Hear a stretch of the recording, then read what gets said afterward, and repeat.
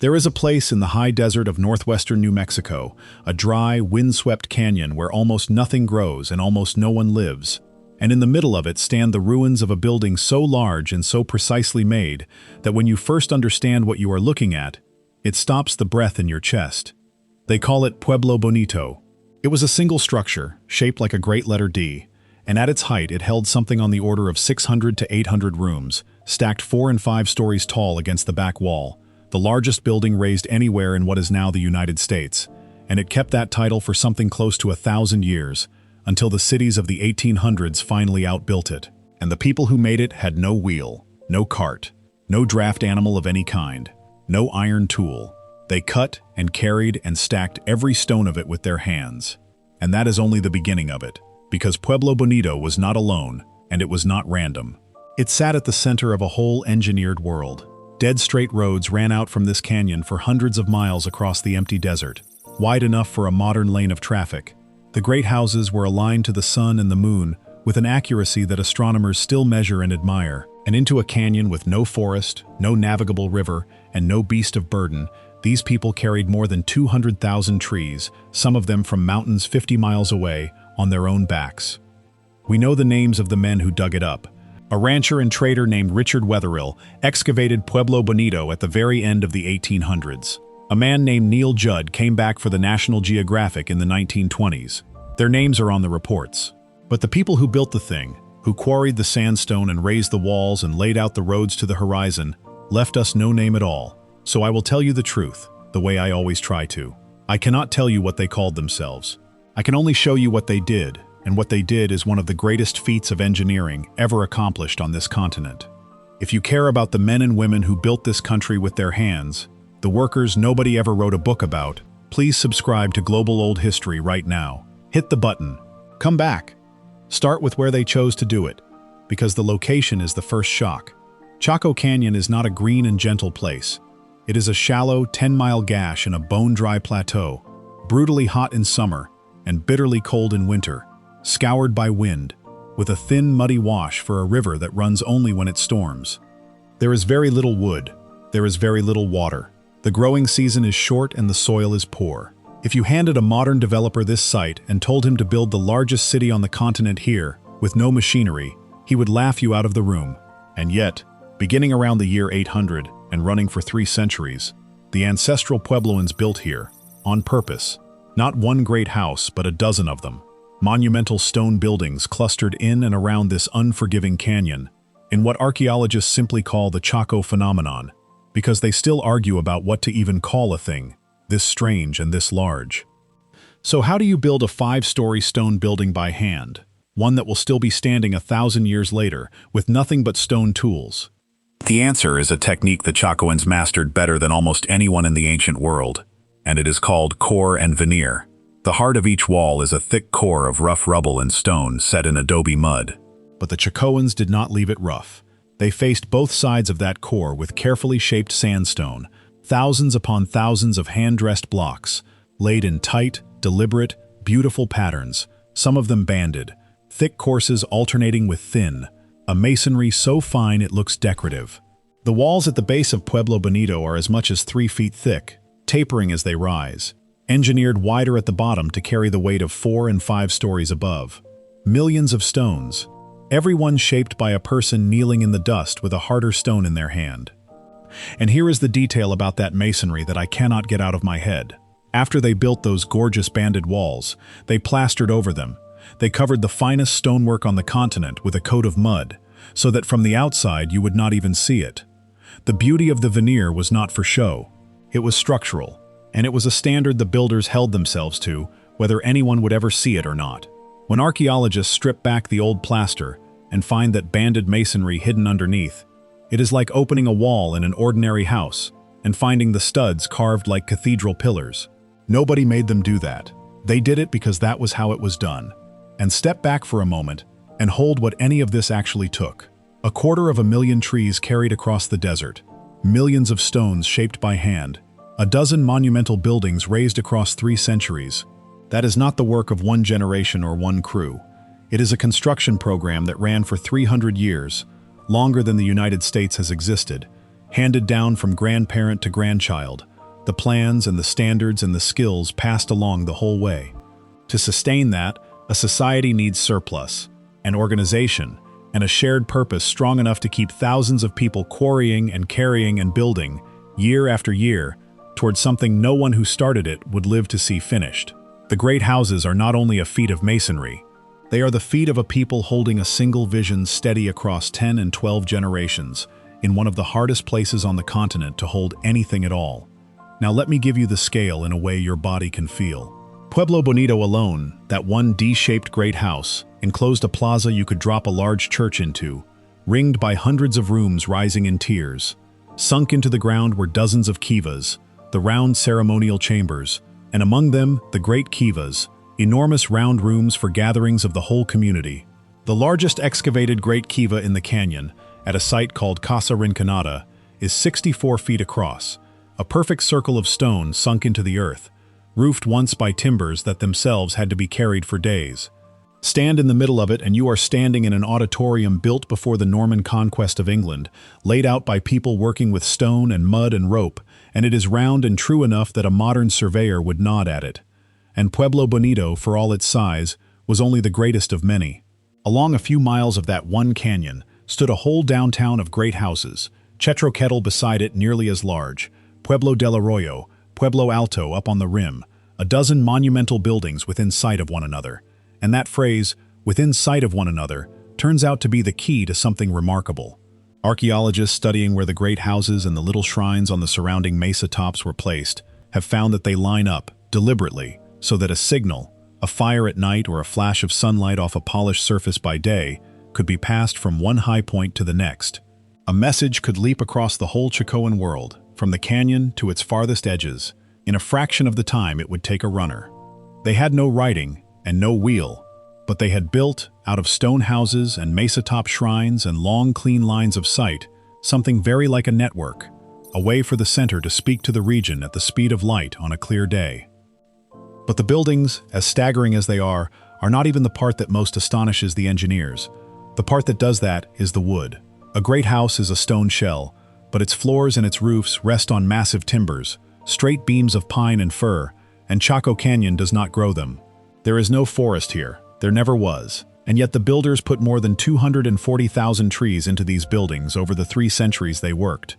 Where did 250,000 trees come from, in a desert? The answer, which modern science has pinned down by matching the very chemistry of the wood to its home soil, is that they came from mountains 50, 60, 70 miles away, above all from the Chusca Range far to the west. Quick pause. If these stories matter to you, join the Boss tier for $4.99 a month. Loyalty badge, custom emoji, early access 24 hours before public, and members-only polls. Link in the description. Now back to it. And now sit with the problem that creates, because it is enormous. You have a tree, freshly felled with stone axes, up in a mountain range the better part of 100 miles from your building site. It weighs hundreds of pounds. You have no wheel to roll it on. You have no ox, no horse, no mule to pull it. You have no river running the right way to float it down. You have only people, so people carried it, on foot, across 50 and 60 miles of high desert. And we are not guessing, because the timbers tell on themselves. If you had dragged a log that distance, it would be scarred and gouged along one side from the ground. The Chaco timbers are clean.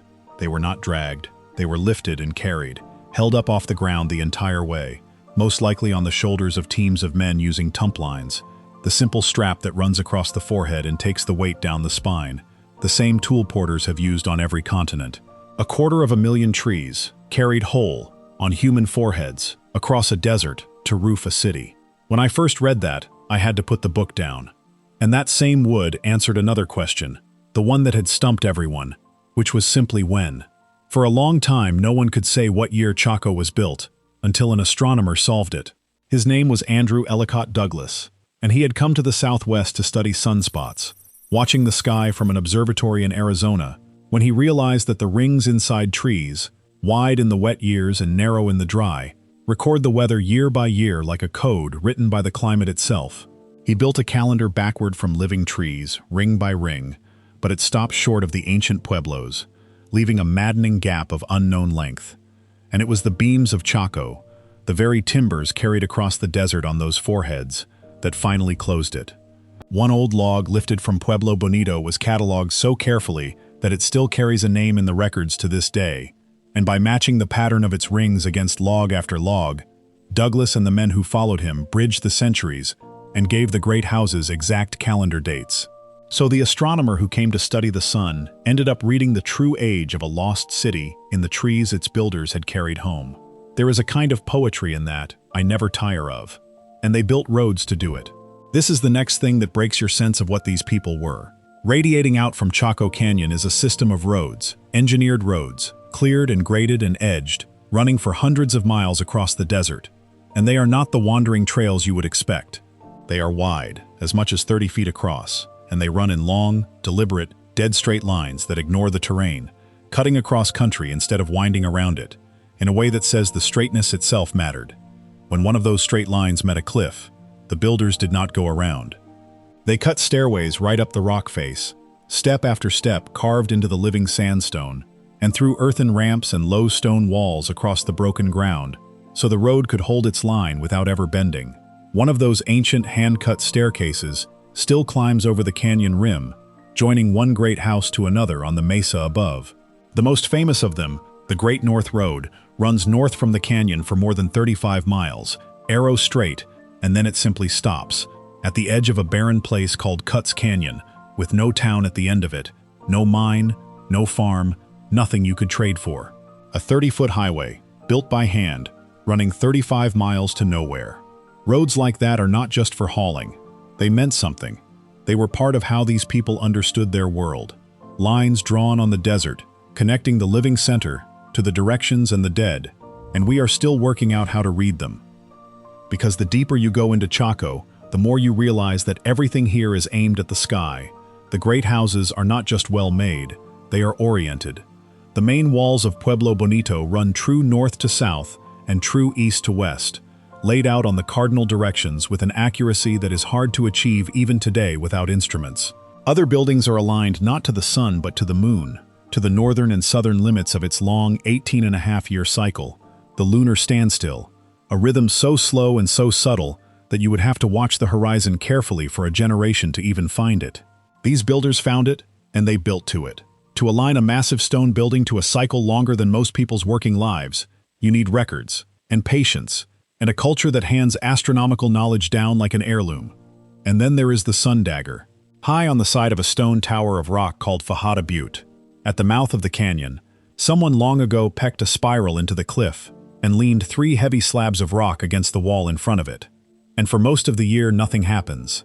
But at the noon of the summer solstice, the longest day, the sun slips between those slabs and throws a thin blade of light, a dagger, straight down through the exact center of that spiral. At the winter solstice, 2 daggers of light frame the spiral on either side. It is a calendar carved into a cliff that speaks only a few days a year, and it went unnoticed by the modern world until an artist named Anna Sofair climbed up there in 1977 and happened to be standing in front of it at the right hour of the right day. These people did not just track the sun, they built it a monument, in stone, on a cliff, that still keeps perfect time 900 years later. Before I tell you what happened next, do me a favor and subscribe. The algorithm buries old industry stories unless enough people click. One click, come back. All of which leads to the strangest question of all, the one that hangs over the whole canyon. Who was this city for? Because when archaeologists look closely at Pueblo Bonito, at that enormous building with its 800 rooms, they do not find the trash and the hearths and the burials you would expect from 800 rooms full of families. There are surprisingly few signs that large numbers of people actually lived in these great houses day to day. What they find instead are rooms that seem to have been used for storage, for ceremony, for gathering, and for the occasional burial of a very few, very important people. The picture that emerges is not a crowded apartment city. It is something more like a capital, a ceremonial and political center that ordinary people did not live in but came to, on the roads, at the turning points of the year, for the great gatherings under the desert sky. Chaco may have been the beating heart of a whole civilization spread across tens of thousands of square miles, and the great houses its temples and its treasuries rather than its tenements. And to gather thousands of people in a desert, even for a few days, you have to feed them, and that took engineering too. Chaco gets little rain, but when it comes hard, sheeting off the bare rock of the cliffs and the mesa tops in sudden floods. So the Chacoans caught it. They built masonry diversion gates and canals to gather the runoff pouring off the stone and channel it where they wanted it. And they laid out gridded fields, neat bordered plots, where that captured water could be spread onto the corn.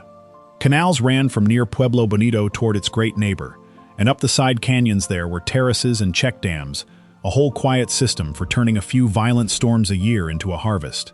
It is the same genius you see everywhere in their world. They looked at a land that gives almost nothing, found the one thing it did give, in this case a little water for a few hours after a storm, and they engineered a way to hold on to it. Picture it then, at the height of its power, on a midsummer day around the year 1050. The roads are full. Along those wide, straight lines cut across the desert, people are walking in from the outlying towns, from 50 miles off, carrying goods and turquoise and the year's news, converging on the canyon for the great gathering at the solstice. Fires stand ready on the mesa tops. The great houses rise pale and enormous in the sun, their fresh plaster catching the light, their high rooms full of stored corn and precious things. And in the great kivas, those huge round rooms sunk into the earth, the people come together in the cool below ground, under a roof of timbers carried from a mountain 50 miles away, to mark the turning of the year at the very moment the dagger of light on the butte above them cuts through the heart of its spiral. For a few days, this dry and silent canyon is the crowded, humming capital of a world that runs to the horizon in every direction. That is what these ruins were. Not a riddle, a gathering place, for a living people at the center of everything they knew. And the treasure that has come out of those rooms says the same thing. In the rooms of Pueblo Bonito, archaeologists found tens of thousands of pieces of turquoise, worked and unworked. They found the skeletons and the feathers of scarlet macaws, tropical birds carried up alive from the jungles of Mexico. And they found tall, narrow cylinder jars that, when scientists tested the residue inside them, turned out to have held chocolate, cacao, which grows only far to the south and had to be traded up from the world of the Maya, more than 1,000 miles away. People in this dry New Mexican canyon were drinking ceremonial chocolate out of special jars, 1,000 years ago, brought to them along the same network that carried the macaws and the turquoise. This was not a backwater. This was a hub, connected to half a continent, pulling the rarest things in that whole world into itself. Think about what it means that those things ended up here. Turquoise does not occur in Chaco Canyon. It was mined elsewhere and carried in, then worked in the canyon into beads and inlay by the tens of thousands, until a single room in Pueblo Bonito gave up a hoard of it that staggered the men who dug it out. The macaws had to be carried north as living birds and kept alive across 1,000 miles of country where they could never have survived on their own. The cacao came from the tropics, ground and whisked and drunk from those tall jars in ceremonies we can only guess at. None of it was local, all of it was rare, and all of it flowed inward, toward this one dry canyon, the way iron filings turned toward a magnet, because for 2 or 3 centuries, Chaco was simply the place that mattered, the center the whole region oriented itself toward. A society does not pull the rarest things on a continent into a waterless canyon by accident. It does it because a great many people, spread across an enormous distance, have agreed that this is the heart of their world. There is a great deal we still do not agree on about it, and I want to be honest about that too. Some archaeologists see in Chaco the marks of real hierarchy. A few powerful families in the great houses commanding the labor of thousands, the turquoise and the chocolate and the finest rooms, the signs of an elite. Others see something more shared, a ceremonial center that people built and kept up together, out of common belief, rather than under any lord's whip. We are still reading it, still arguing in good faith over what kind of society could raise such a thing, and why. But notice that even the arguments are about a real, human, political world, about power and labor and faith, not about aliens or lost magic. Whatever Chaco was, it was built by people making human choices, and the honest disagreements of the archaeologists are a greater tribute to them than any tale of mystery could ever be. So what happened to it? The same thing that happened to Mesa Verde and to the granaries of the Grand Canyon, and for the same reason. The rain failed. In the middle and later 1100s, a long and punishing drought settled over the southwest, and a civilization that had always lived at the very edge of what that dry land could support was pushed over the edge. The great construction stopped. The roads went quiet, and over a few generations, the people of Chaco did what their relatives across the region did. They gathered what they could carry, and they left, moving toward more reliable water, toward the Rio Grande Valley and the high mesas to the west. They did not vanish. Their descendants are the Pueblo peoples of New Mexico and the Hopi of Arizona, who to this day trace their clans back to this canyon and who never once thought of it as a mystery because they always knew exactly whose ancestors built it. One quick note. I turned the full story into a book, Everything the Records Gave Me. If you want it, the link is in the description. And leaving must have been its own kind of heartbreak, greater even than leaving a single town, because Chaco was not just anyone's home. It was the center, the place all the roads led to, the place the sky was red and the year was turned and the whole region gathered. To walk away from that, to let the great houses go silent and the signal fires on the mesas go dark, was to close the capital of a world. They did it anyway, because a people that cannot feed its children has no other choice, and they carried away what mattered most, which was never the buildings but the knowledge, the clans, the ceremonies, the memory of who they were. They set it down again on the Rio Grande and the high mesas, where it is alive to this day. The trouble is that the rest of us did forget, and when we came back to Chaco, we came back the way we so often did, with shovels and crates. When Richard Wetherill and the Hyde expedition began digging into Pueblo Bonito at the close of the 1800s, they opened hundreds of rooms and pulled out an astonishing wealth of turquoise and pottery and burials, and much of it was boxed up and shipped east to a museum in New York, cut loose from the canyon that gave it meaning. Wetherill settled at Chaco, ran a trading post in the shadow of the Great House, and made enemies, and in the year 1910 he was shot and killed on the canyon floor and buried within sight of the walls he had spent his life digging into.